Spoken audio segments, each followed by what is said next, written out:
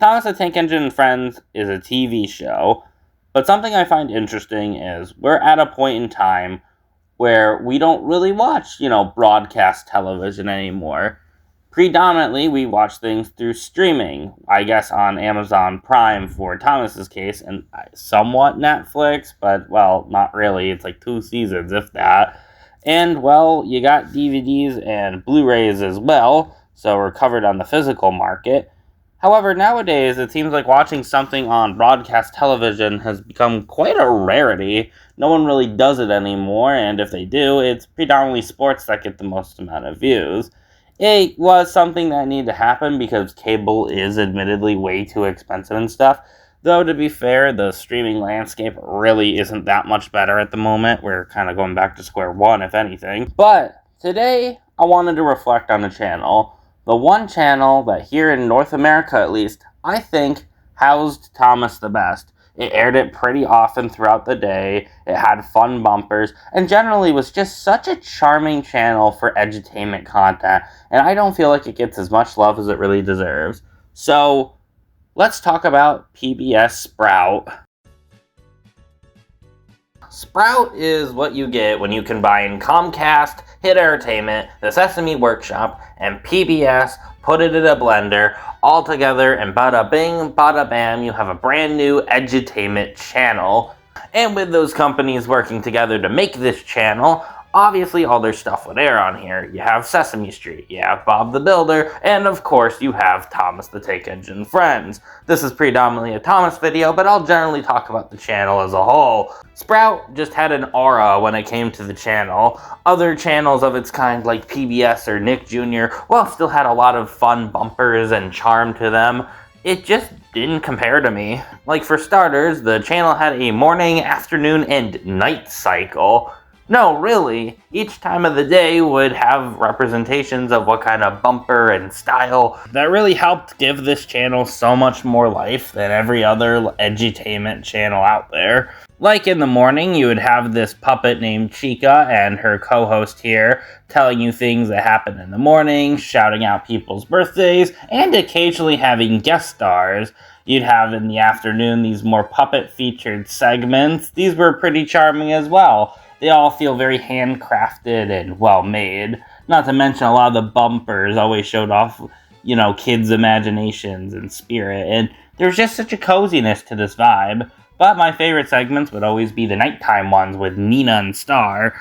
They do a variety of things, showing off crafts, doing yoga moves, talking about stories. Generally, it felt like no end to what would happen on the Good Night Show portion of Sprout as a whole. And generally, the programming was the most varied at night. And there was such an aura and atmosphere to watching episodes during this time of the day specifically, at least for me. Generally, the presentation of Sprout was always very fantastic, and for an edutainment channel that really was just made to mostly rerun stuff that was already pretty popular, they really didn't need to go all out and give this channel so much personality, and I feel like it never gets enough credit when talking about this channel. This channel just screams coziness, rewatching clips of it online, and it always makes me just want to go back to this time period. And I can see people who never even grew up with these seeing that kind of aura, that feel, that magic of being a kid watching this channel that embraced kind of childhood innocence and just had such a sweet vibe. But presentation wasn't the only thing Sprout had. It had a variety of programs throughout the aforementioned companies. And now, I'm not going to act like every last thing that aired on Sprout was brilliant television. I mean, you had Caillou and Barney. But, for the most part, it aired a pretty stellar amount of classic kids shows and ones that maybe didn't get the chance to air anywhere else. I mean, you got Sesame Street on there, so that's already peak. And, of course, with the large library of hit entertainment content, you had stuff like Bob the Builder, Rubber Dubbers, Pingu, of course, a certain other one, but we'll get to him. And even some stuff that really didn't get the chance to air anywhere else, or its airing wasn't super great. For example, we had Lazy Town, which, while it did air on Nick Jr. here, I never remembered seeing airings of it. I only ever saw it on Sprout, and, well, I think this show is actually pretty underappreciated for the kind of education it has, mainly being a physical ed show, but we'll talk about it maybe for another day if anyone's interested in that. But we also had the release of Rory the Race Car, which never aired on something like PBS or really anywhere else, so Sprout was really the only place to watch it, unless you bought the Season 12 Thomas DVDs, but I feel bad for you if you're that person. And of course, as a channel, they made a couple of originals as well, but you obviously don't want to hear me talk about that. There was a certain thing in the title that you're most interested in hearing me talk about. Sodor, with Gordon, James, and Percy too. I will fully admit right now that I did semi-disguise this Thomas on Sprout video as a small Sprout retrospective, but that's because I think this channel is amazing and deserves a lot more love. But Thomas was definitely the biggest part of my appeal of Sprout when I was younger. I just wanted to highlight other aspects of this channel that were great first. But, so how they handled Thomas was, fantastic. Say that again?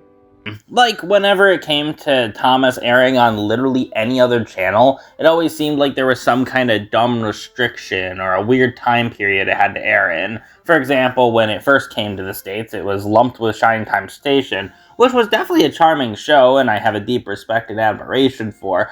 But it's not Thomas in its purest form, and that format didn't even need to last. The last year of it was literally Mr. Conductor Tales, which just included Thomas episodes airing back-to-back with each other. Then you had it on Fox Family, where it was tethered to monthly. And then you had the PBS airings, which had the learning segments. And while some of those are cool, most of them were this. And then last and certainly least was Nick Jr., who decided it was the best idea to air Thomas episodes at 1 a.m. Honestly, that could be a future video, the worst channel that Thomas aired. But the funny thing is, Sprout never had any of these issues. The whole time Thomas aired on Sprout, it aired as just Thomas episodes. No Shining Time Station, no learning segments, not even music videos, just the intro, the episode, and the outro.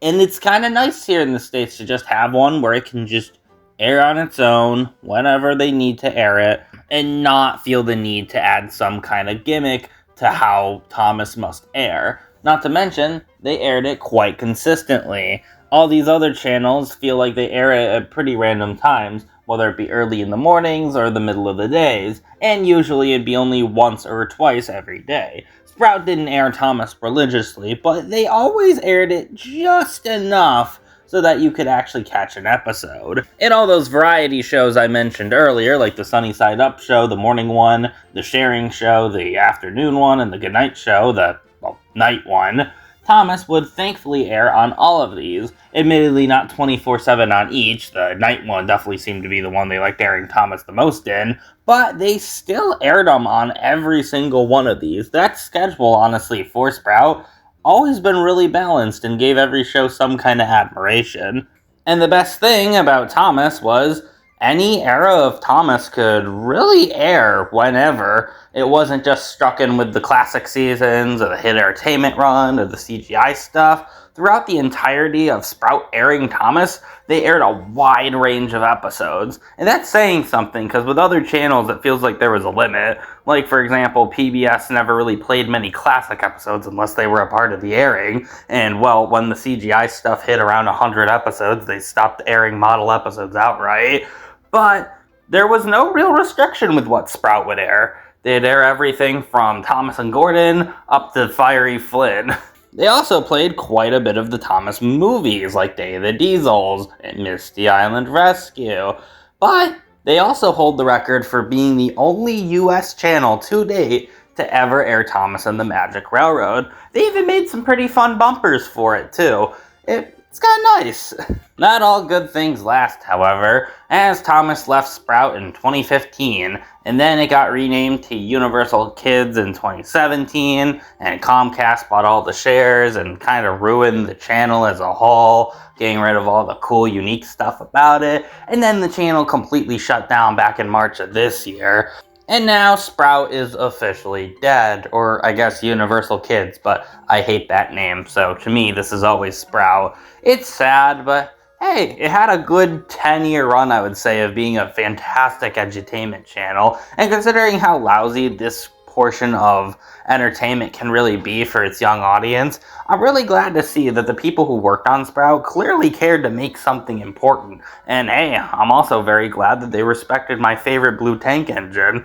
And not to mention all the other shows that aired on there, like Sesame Street, like Rory, like Bob, like Pingu, like Lazy Town. Really any of the shows on there, regardless of how I felt about them, all felt like they had a level of care put into them by Sprout and how they would air and market them, and it's really admirable. And for this Thomas fan in particular, it was without a doubt the best televised experience to watch Thomas I have ever had, and I would never trade it for anything else. So kudos to you, Sprout. You aired Thomas better than any other channel here in North America.